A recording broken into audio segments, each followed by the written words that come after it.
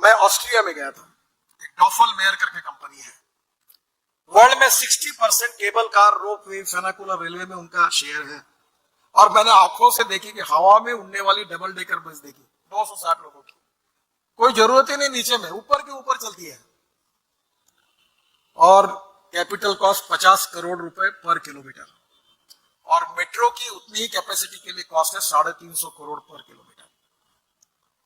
अभी मैं नागपुर में रहता हूं, अभी हमारी मेट्रो अब हिंदुस्तान की सबसे अच्छी मेट्रो बनी है, रोड है, उसके ऊपर फ्लाईओवर है, उसके ऊपर मेट्रो है। तो मैंने कहा कि हम ब्रॉडगेज मेट्रो बनाएंगे। तो ब्रॉडगेज मेट्रो यानी 350 करोड़ जो मीटर गेज मेट्रो को खर्चा लगता है, वो ब्रॉडगेज मेट्रो का खर्चा 3 करोड़ रुपए पर किलोमीटर है। तो थोड़ा बहुत आप नागपुर जानते होंगे कि गोंदिया से बंडेरा और चंद्रपुर से नरखेड़ और बंडेरा से सावनेर और बंडेरा से रामटेक, पूरा ब्रॉडगेज है। और अभी हमारे यहाँ नागपुर से वर्षा करके वो भी हम लोग ब्रॉडगेज बना रहे हैं। तो मैंने हमारे मेट्रो के चीफ को कहा कि हम लोग 4 ब्रॉडगेज पर चलने वाली एयर कंडीशन मेट्रो तैयार करेंगे। तो उन्होंने कहा ये कैसे होगा, बोला signal system, rail system, station इनके होंगे, और उसको 2 जगह हमारे मीटर गेज मेट्रो से जोड़ दिया। आपको ताजुब होगा, 4 डब्बे की मेट्रो है और पैसेंजर की स्पीड 40 किलोमीटर प्रति घंटा है, एक्सप्रेस की स्पीड 60 किलोमीटर प्रति घंटा है, और ये ब्रॉडगेज मेट्रो की स्पीड 120 किलोमीटर प्रति घंटा है। और 4 डब्बे उसमें, आधा डब्बा हमने किसानों के लिए रखा है कि फ्रूट, वेजिटेबल, दूध के लिए। अब इससे हमारा मीटर गेज मेट्रो का भी बिजनेस बढ़ेगा। और ये पूरा का पूरा अगर हमारा पब्लिक ट्रांसपोर्ट और इलेक्ट्रिसिटी होगा तो इतना सस्ता है कि 85 रुपीज का पेट्रोल, करीब 71 रुपीज का डीजल, 55 रुपए का इथेनॉल और 10 रुपए की बिजली। अभी हम लोग पूरा फ्यूल बदल रहे हैं, मैं ही ट्रांसपोर्ट मंत्री हूं। इलेक्ट्रिक कार आ रही है, इलेक्ट्रिक बाइक आ रही है, इलेक्ट्रिक ऑटो रिक्शा आ रही है। मैं अभी कहा कि आप इलेक्ट्रिक बस अगर शुरू हो जाएगी तो टिकट दर उतनी ही है, और हमारे स्टेट गवर्नमेंट की जो बसेस होती है उसका हॉर्न छोड़कर सब बजता है, सब दिवाला पीट चुकी है। तो मैंने उनको कहा कि ये एयर कंडीशन बसेस में लगभग एग्जीक्यूटिव इसमें लोगों को बिठाइए, टिकट रेट 25% कम करिए, तो भी वायबल है क्योंकि फ्यूल कॉस्ट कम हो गई। अभी हम लोग जैसे कचरे से बायो सीएनजी बना रहे हैं, तो ये संभव है, करने वाले चाहिए। और इसलिए आखिरी में आपको जो बात हम लोग कर रहे हैं उसकी विजन तो तैयार हुई है। The strong political will is very important. मैं एक बार मुंबई पुणे हाईवे बना रहा था, तो हमने रिलायंस का टेंडर कैंसिल किया था। धीरू भाई अंबानी थे, बहुत नाराज हुए मेरे ऊपर, और वो टेंडर उनका 3600 करोड़ का था, यानी आज के अमाउंट में वो 40-50 हजार करोड़ का होगा।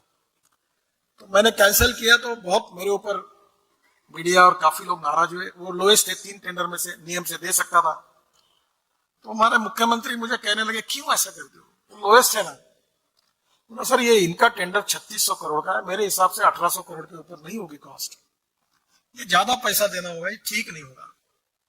तो टेंडर कैंसिल किया और मैंने एक एमएसआरडीसी करके इंस्टीट्यूट बनाई, कैपिटल मार्केट से पैसा खड़ा किया, और ये जो काम है इसके लिए 5 करोड़ सरकार ने मैं दिए थे।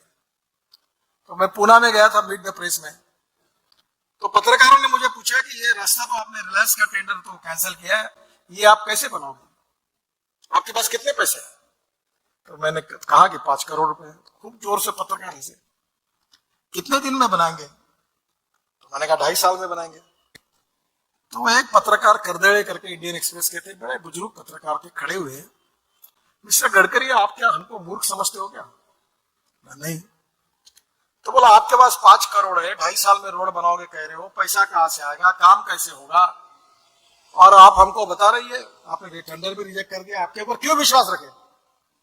तो मेरे मुंह से एक वाक्य निकल गया, मैंने इसीलिए विश्वास रखो if there is a will there is a way, and if there is no will there is only survey, discussion, seminar, committee, sub committee and research group. My strong political will was the biggest asset. और मैंने कहा ये जो Delhi Mumbai highway है, ये अगर दिल्ली से शुरू करके अहमदाबाद, सूरत, वडोदरा, मुंबई इसी लाइन के आजू बाजू अगर किया तो लैंड एक्विजिशन कॉस्ट जो है वो 6 करोड़ रुपए पर हेक्टेयर आएगी। पर मैं ये कहता हूं कि इसको हम लोग न्यू अलाइनमेंट करेंगे। जैसे मैं 22 एक्सप्रेस हाईवे बना रहा हूं और इस हाईवे की शुरुआत गुड़गांव से होती है, गुड़गांव से अलवर, अलवर से सवाई माधोपुर, सवाई माधोपुर से झाबुआ, रतलाम होकर वडोदरा से मुंबई। अब इसमें देखो इंटरेस्टिंग कैसे हो गया, backward, economically backward and tribal area of Rajasthan, Madhya Pradesh, Gujarat, Maharashtra और हरियाणा, ये पूरा बैकवर्ड और ट्राइबल एरिया है, इकोनॉमिकली बैकवर्ड और ट्राइबल। तो लैंड एक्विजिशन कॉस्ट जो आई वो 80 लाख रुपए पर हेक्टेयर आई। आप ताज्जुब करोगे, दिल्ली मुंबई एक ही हाईवे पर हमने 16,000 करोड़ रुपए लैंड एक्विजिशन में बचे, 16,000 करोड़। 90% लैंड एक्विजिशन भी पूरा हो गया। 12 लेन सीमेंट कंक्रीट रोड है, एक्सिस कंट्रोल है, 120 किलोमीटर की स्पीड से जाएंगे, डिस्टेंस 220 किलोमीटर कम हो गया। और अब ये बैकवर्ड एरिया से जाने के कारण ये झाबुआ, रतलाम, सवाई माधोपुर, अलवर, ये ट्राइबल एरिया जो है वह जमीन सस्ती है। अब नोएडा, गाजियाबाद और वही गुड़गांव घुसने के बजाय ये लैंड सस्ती मिलेगी, ये पूरा नया डेवलपमेंट होगी, ट्राइबल फील्ड का विकास होगा, एक ग्रोथ इंजन होगा। तो ये 16,000 करोड़ बचे। और इसलिए हर चीज के पीछे आपको ये सोचना होगा कि किस प्रकार से हम कॉस्टिंग को कम करते हैं। और इसलिए मैं आपको यही बताना चाहूंगा कि management is very important, financial management is very important, appropriate vision ये भी बहुत ही महत्वपूर्ण है।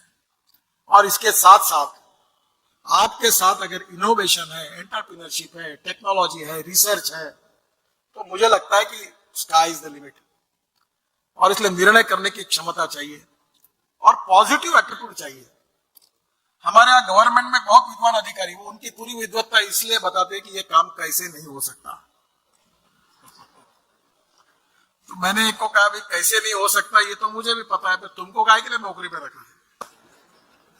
तुम मुझे बताओ कि how to get it done, मुझे करना है, वे आउट बताओ। इसलिए positive attitude, fast track decision making process, team work and 100% transparency,